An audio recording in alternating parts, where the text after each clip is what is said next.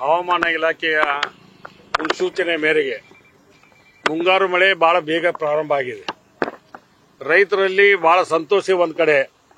ಒಂದ್ ಕಡೆ ಹವಾಮಾನ ಇಲಾಖೆ ಸೂಚನೆ ಮೇಲೆ ಮಾನ್ಯ ಮುಖ್ಯಮಂತ್ರಿಗಳಂತ ಸಿದ್ದರಾಮಯ್ಯ ಸಾಹೇಬರು, ಉಪಮುಖ್ಯಮಂತ್ರಿಗಳಂತ ಡಿ.ಕೆ. ಶಿವಕುಮಾರ್ ಸಾಹೇಬರು, ಎಲ್ಲಾ ಜಿಲ್ಲಾ ಉಸ್ತುವಾರಿ ಸಚಿವರು ಆಮೇಲೆ ಶಾಸಕರು ಸೇರ್ಕೊಂಡು ಆಯಾ ಯಾವ ಜಿಲ್ಲೆಯಲ್ಲಿ ಯಾವ ರೀತಿಯಾಗಿ ಹಾನಿ ಆಗೈತಿ ಆ ಹಾನಿಯನ್ನು ತಡಿಲಿಕ್ಕೆ ಮುಂಜಾಗ್ರತಾ ಕ್ರಮವಾಗಿ ಈಗ ಒಮ್ಮೆ ಇಮಿಡಿಯೇಟ್ ಆಗಿ ಫ್ಲಡ್ ಆದಗೇನ ಒಂದು ಅಗ್ನಿಶಾಮಕ ಗಾಡಿ ಬರ್ಬೇಕಾದ್ರೆ ಲೇಟ್ ಆಗತ್ತೆ.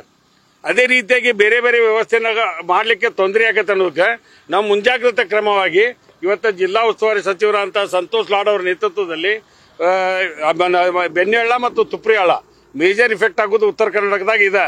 ಅದಕ್ಕೆ ಇದನ್ನು ತಡೆ ಮಾಡ್ಬೇಕಂಗಂತೆ ಈಗಾಗಲೇ 200 ಕೋಟಿ ರೂಪಾಯಿನ ಬಜೆಟ್ನಲ್ಲಿ ಘೋಷಣೆ ಮಾಡಿದ್ರು ಮುಖ್ಯಮಂತ್ರಿ ಸಿದ್ದರಾಮಯ್ಯ ಸಾಹೇಬರು.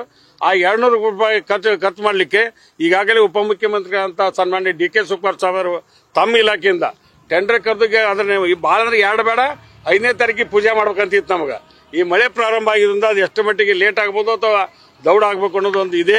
ಅದಕ್ಕೆ ಚರ್ಚೆಯಾಗಿ ಇವತ್ತಿನ ಬರ್ತಕ್ಕಂಥ ಮಳೆ ಜಾಸ್ತಿ ಬಂದರೂ ಎದುರಿಸಬೇಕು, ಮಳೆ ಸ್ವಲ್ಪ ಕಡಿಮೆ ಇದ್ರೂ ಅದು ಎದುರಿಸ್ತಕ್ಕಂಥ ಒಂದು ವ್ಯವಸ್ಥೆ ಇದೆ. ಅದಕ್ಕೆ ಈಗ ಹವಾಮಾನಕ್ಕೆ ಇಲಾಖೆಯ ಮುನ್ಸೂಚನೆ ಮೇರೆಗೆ ಮುಂಜಾಗ್ರತಾ ಕ್ರಮವಾಗಿ ನಾವು ಏನೇನು ಪ್ರಿಕಾಷನರಿ ಆಗಿರ್ಬೇಕು ಅನ್ನೋದು ಒಂದು ಸರ್ಕಾರ ಏನು ಸೂಚನೆ ಕೊಟ್ಟಿದೆ ಆ ರೀತಿಯಾಗಿ ತಯಾರಿ ಮಾಡಲಿಕ್ಕೆ ಇವತ್ತು ವಿಸಿಟ್ ಮಾಡ್ತಾ ಇದೆ.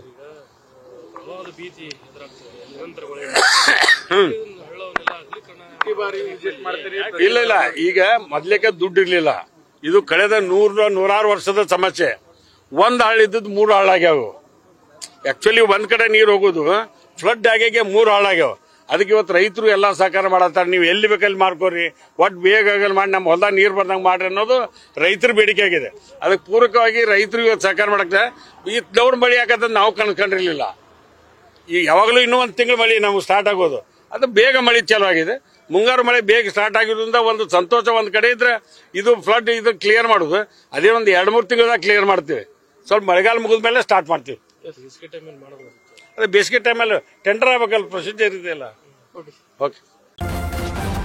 ನ್ಯೂಸ್ ಫಸ್ಟ್ ನಿರ್ಭೀತಿಯಿಂದ ನಿಮ್ಮ ಪರವಾಗಿ.